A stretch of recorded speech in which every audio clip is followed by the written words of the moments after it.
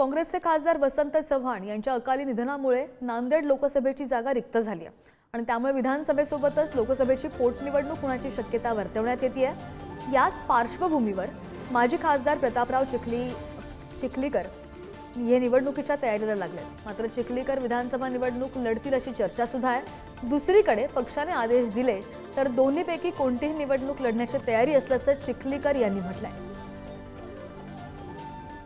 माझा भाग आहे, माझ्या तालुक्यातली काही गावं जोडलेली आहेत, मी लोकसभेच्या 2 निवडणुका लढवल्या, त्याच्यामुळं सगळ्या भागाशी माझा संपर्क आलेला आहे आणि त्या भागातल्या कार्यकर्त्यांनी पदाधिकाऱ्यांनी माझ्या सहकार्याने जर मी तिथून लढवावी अशी जर इच्छा व्यक्त केली असेल तर तो माझ्यासाठी खूप मोठा सन्मान आहे।